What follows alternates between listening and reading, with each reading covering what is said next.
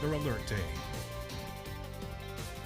Good afternoon, and thank you for joining us for News 13 First Edition. I'm Annette Pegler, and today is a weather alert day, and our Storm Tracker 13 team is tracking the severe weather that is expected in our area this evening. Chief Meteorologist Frank Johnson joins us now in our Weather Center. And Frank, what parts of our area will be seeing the greatest impact?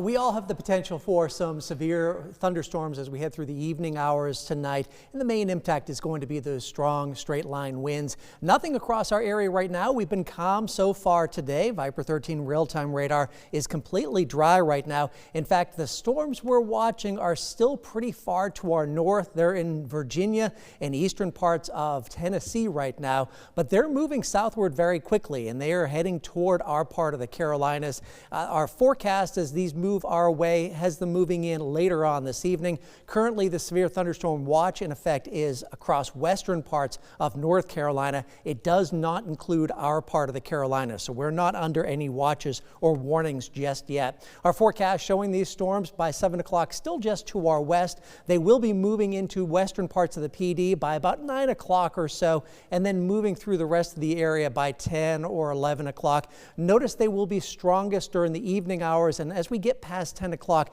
they'll tend to weaken a little bit. So approaching midnight, that severe weather threat will be winding down, and then late night tonight is just going to be a few scattered remaining showers. So for a few hours there between 9 o'clock and midnight, we'll be under the gun for the chance for some strong straight line winds. And that chance for thunderstorms mainly just tonight. We're going to dry out nicely tomorrow. I'll have more on the rest of the week's forecast coming up.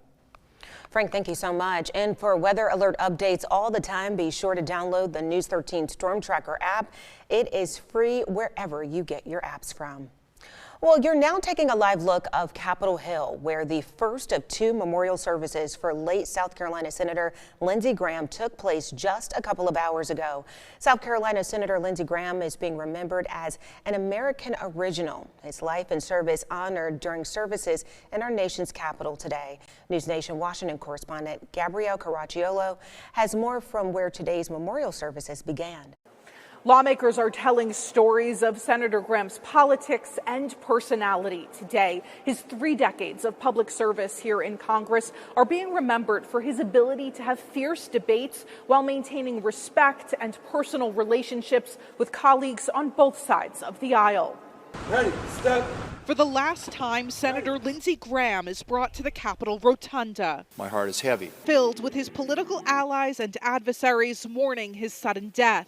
May God rest the soul of Senator Lindsey Graham, a true American original. The emotions were palpable as family, friends, and colleagues said their final goodbyes. Family meant everything to Lindsey.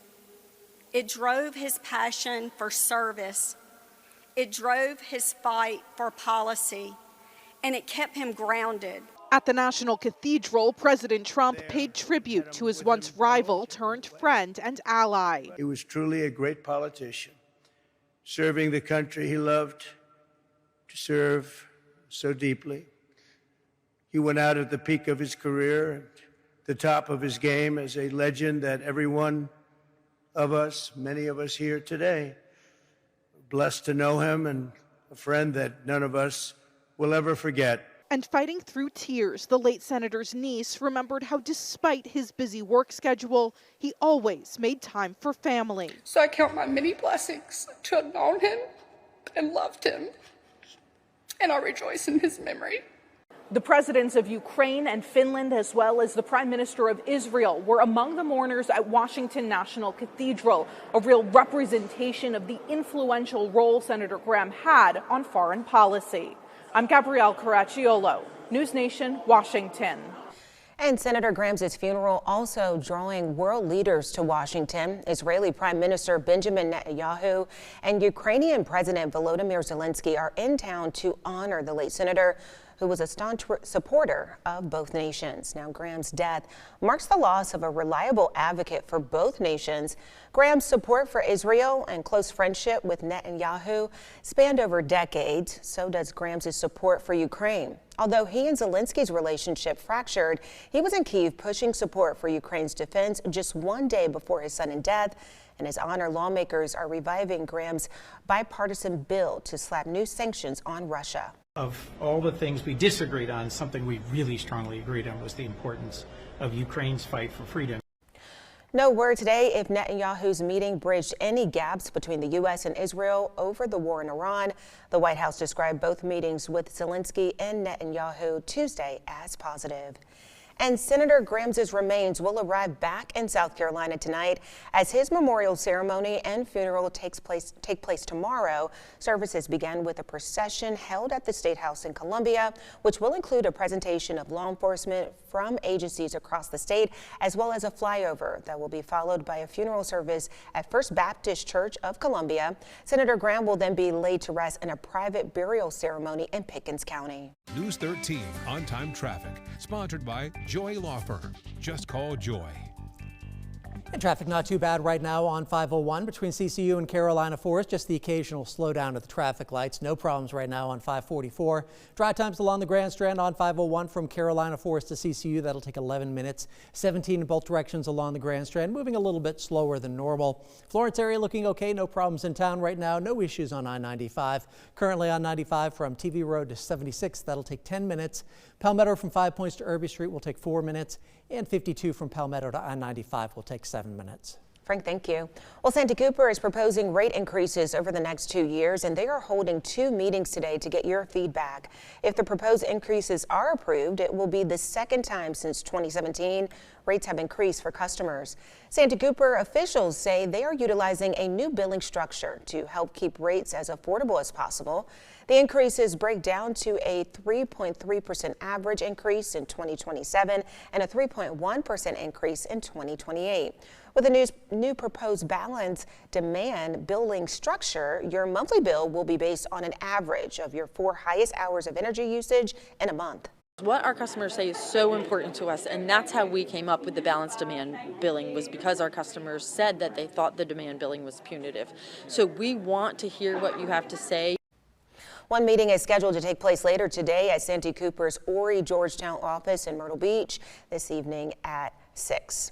Well, lawmakers have reached a deal on the $15 billion state budget. It'll now be sent to the House and Senate. Capitol reporter Keith Savage has all of those details. After months of delays, the South Carolina budget is ready for the next step.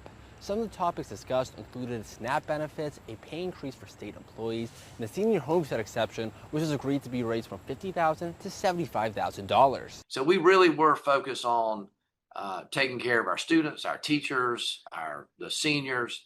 There was some question about how to do the homestead exemption and whether that was possible. So once we kind of agreed on a level of expansion, there was some technical things to work through with the lawyers to make sure it was going to be able to go into effect and it would be something that we could do. With the start of the school year, one of the hot discussion points in State House budget talks was teachers receiving a $2,000 minimum pay raise, starting them at $50,000 a year. You know, teachers have a lot to worry about the first day of school. The last thing they needed to be worried about was how much are they going to get paid. And so now that the Budget Conference Committee has finished their work, teachers can redirect their focus to where it needs to be right now, which is preparing for their students. Another popular topic, earmarks for local projects, to the tune of $377 million, including money for the preparation of the $150 million Scout Motors location in Blythewood. Despite obstacles, Bannister is proud of what the budget now looks like. Overall, really good budget, really conservative, almost $400 or $500 million in recurring tax relief to South Carolina citizens, something I think every member's happy about, trying to put money back in our constituents' pockets so they can spend it as they think is best. Up next is the House and Senate finding a date to vote on the budget. Bannister says that meeting should be in the next 2 weeks.